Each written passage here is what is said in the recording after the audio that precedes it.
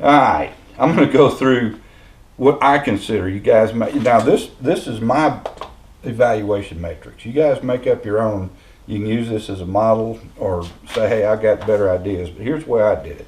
I looked at my person's 20 years in office, and let's see. We whacked Saddam Hussein. Bush claimed that. And Obama claimed whacking Osama bin Laden. So that's going to be another push there. Let's see. We beat back ISIS. Actually, that was Trump did that.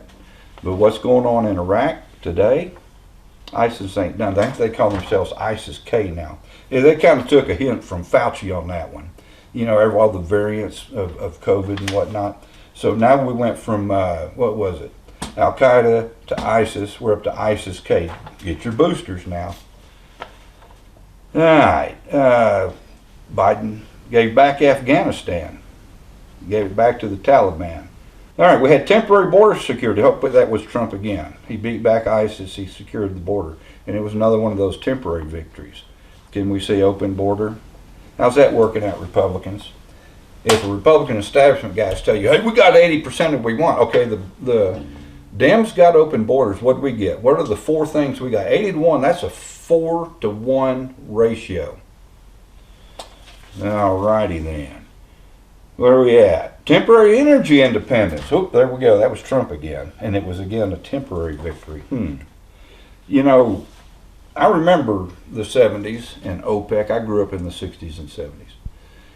OPEC, when it was formed back in the 70s, you know, the oil producing nations kind of formed a coalition to do something about oil prices. And I grew up in Beaumont, down there in the Golden Triangle. They called it that because of the oil. Spindletop, look it up. When I was a kid, Texaco Port Arthur was the largest oil refinery in the world. When I moved to Georgetown, Texas in 1986, Texaco Port Arthur was a ghost town.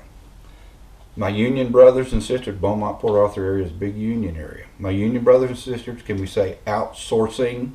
How about my auto union brothers and sisters, can we say outsourcing?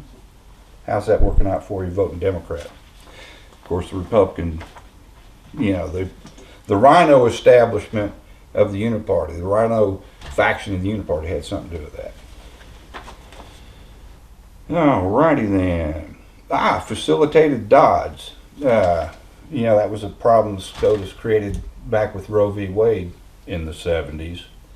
And that was another Trump victory, by the way, because he was able to put some actual justices on the Supreme Court that weren't activists and weren't playing God, didn't consider themselves God. They gave it back to the states.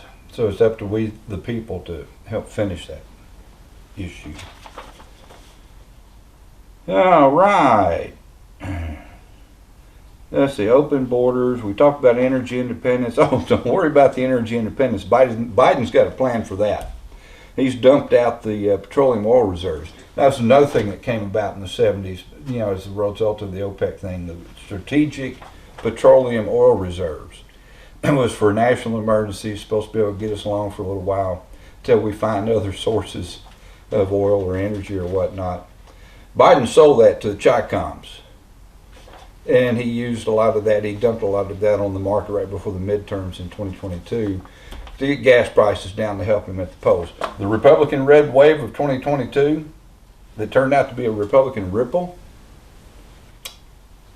How about that? How's that working out for you, establishment Republicans?